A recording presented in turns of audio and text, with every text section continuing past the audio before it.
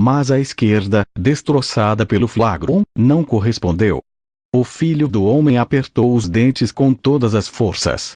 Os músculos do pescoço tornaram a ficar tensos, dando-se uma perigosa contração do externo. Os olhos fechados refletiam um firme desejo de vencer o peso do madeiro, mas o esgotamento, a sede e a cada vez mais preocupante baixa da volemia. Naquele momento era muito possível que o rabi tivesse perdido 2 litros de sangue, puderam mais que sua vontade e, apesar das chicotadas, o corpo do condenado, longe de se recompor, foi se inclinando mais e mais, até a barba tocar no joelho direito. Naquele momento crítico a voz do centurião deteve os legionários. E o próprio Longino, ajudado por mais 2 soldados, se encarregou de levantar o patíbulo, aliviando assim a recuperação do prisioneiro. Uma vez de pé a comitiva continuou a descida até chegar ao fundo do vale. A partir dali até o Gólgota, o caminho foi muito mais dramático. Segundo os meus cálculos, a depressão do tiropeio encontrava-se na cota 745. Tínhamos descido 5 metros, a cota da Fortaleza Antônia e da pista de Cesareia era de 750 metros, e o Calvário encontrava-se a 755 metros de altitude sobre o nível do mar, o que significava, a partir daquele instante, um caminho em constante declive, mas, para surpresa minha, o Nazareno conseguiu descer a rampa com menor dificuldade do que eu imaginava. Cambaleando e respirando pela boca, conseguiu vencer outra centena de metros. Aquilo somava cerca de 250 metros desde a nossa saída de Antônia. Porém, enganava-me.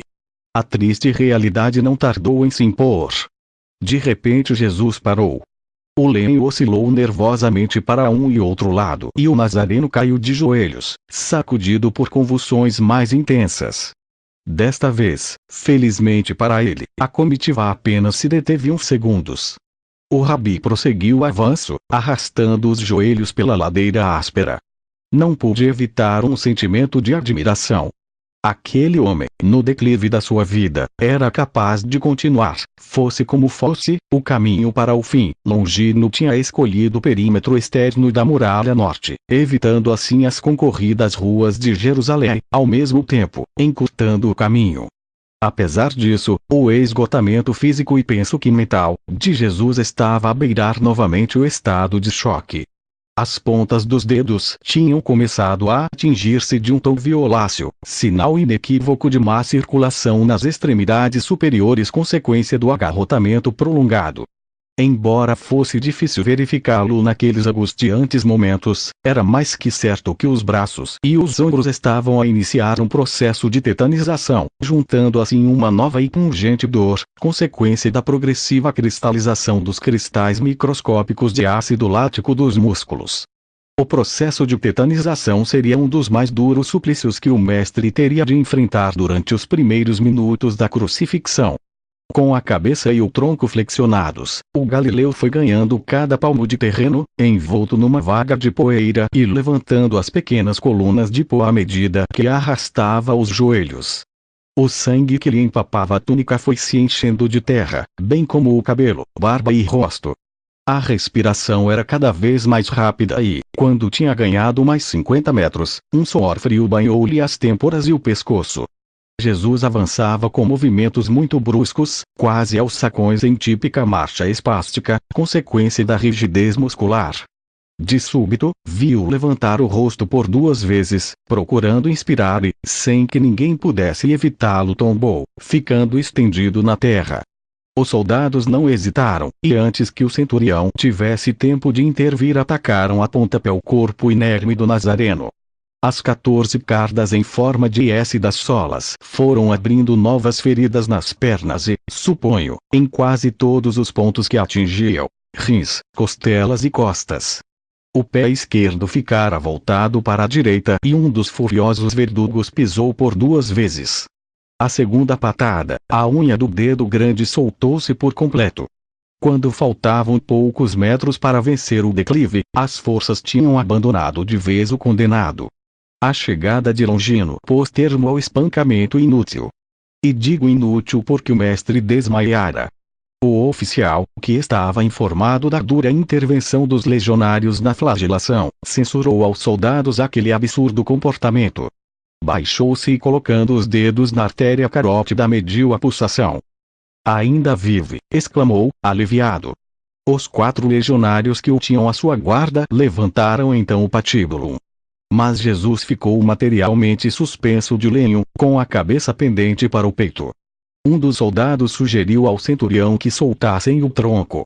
Longino dirigiu o olhar para o horizonte poeirento e ao ver que estava muito perto da porta de Efraim, recusou a ideia, ordenando que transportassem o condenado e o patíbulo até junto da muralha.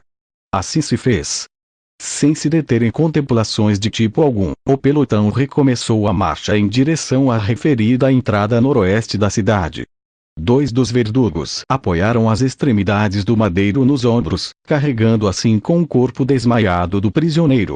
Durante esses novos 80 ou 100 metros os pés de Jesus foram arrastados sem piedade pelo mato e pequenas formações rochosas, ulcerando mais ainda os tecidos.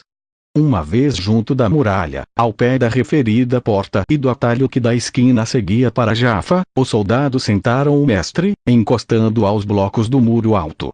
Enquanto 2 lhe amparavam o tronco, outro soltou a corda, desatando Jesus. Os braços, exânimes, tombaram contra os flancos, e o mesmo aconteceu com a cabeça, que ficou inclinada para o tórax. Os verdugos que tinham açoitado os zelotas aproveitaram aquele descanso para se sentarem à beira do caminho, enquanto os guerrilheiros, exaustos, igualmente se deixavam cair. Não tardou a aparecer um bando de curiosos.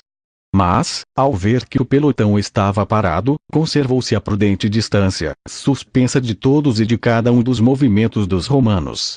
A passagem de caminhantes pela calçada era muito frequente. Estávamos muito perto da tradicional celebração da ceia pascal e os peregrinos apressavam o passo, tocando as cavalgaduras e os rebanhos de ovelhas. Muitos paravam por baixo do arco da porta de Efraim, surpreendidos com o aspecto daqueles homens ensanguentados, meio nus, esmagados pelo peso dos troncos. Mas a tempestade de pó e de areia continuava a aumentar e depois de deitar uma olhadela, a maior parte dos curiosos logo se retirava. Parece-me que bem poucos chegaram a reconhecer o Nazareno.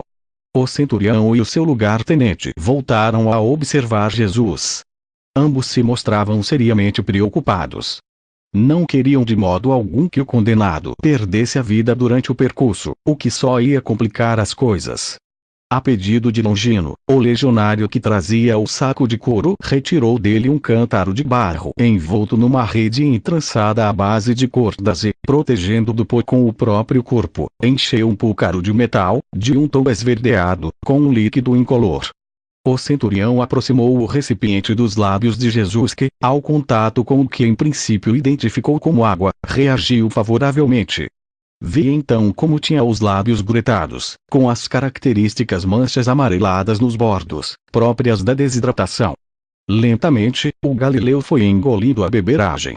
Ao terminar a boca ficou entreaberta, com o corpo a tremer de febre e a consequente sensação de frio. Então, ao reparar na sua boca, verifiquei com espanto que a bela dentadura do rabi parecia estar partida. Acocorei-me, ao lado de Longino e tocando-lhe no lábio inferior com os dedos descobri a dentadura. Um dos incisivos superiores tinha desaparecido e o outro estava reduzido apenas a uma parte da coroa, o que só podia ter acontecido em alguma das 4 quedas. Em minha opinião, na primeira ou na quarta e última. Ao notar a suave pressão de dedos, baixando-lhe o lábio Jesus abriu os olhos como pôde. O esquerdo estava praticamente fechado pelos hematomas e o rasgão na sobrancelha. O meu olhar deve ter sido tão intenso e compassivo que adivinhei uma centelha de gratidão naquela pupila. A hipotonia ou brandura do globo ocular era tão evidente que imediatamente tive a certeza da gravíssima desidratação de que padecia.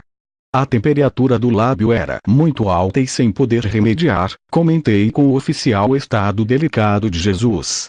Longino levantou-se e com um gesto de preocupação dirigiu-se para o caminho, pondo-se a observar os passantes. De início estranhei aquela atitude do capitão da escolta, mas compreendi depois a razão por que se afastara do pelotão.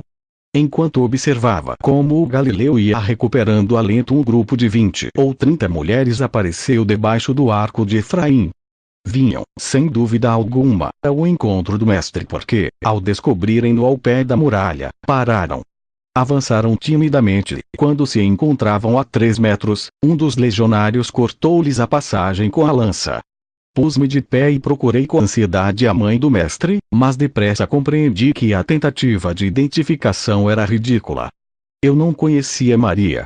As mulheres começaram a chorar. Foram lágrimas amargas e silenciosas. Então o Galileu virou a cabeça e, ao contemplar o grupo de judias, inspirou profundamente. Depois, para surpresa geral, exclamou com voz rouca: Filhas de Jerusalém! Não choreis por mim. Chorai antes por vos e pelos vossos. O vento agitava os mantos das hebreias, que não paravam de soluçar. E Jesus, após uma breve pausa, acrescentou: A minha missão está quase cumprida. Bem depressa me juntarei a meu pai, mas a época de terríveis males para Jerusalém não fez mais que começar. Os calafrios agravaram-se. Fazendo o último esforço, concluiu: Vereis chegar dias em que direis: benditas as estéreis e aquelas cujos seios não amamentaram os filhos. Nesses dias pedireis as rochas que caíam sobre vos para vos libertarem do terror das vossas atribulações.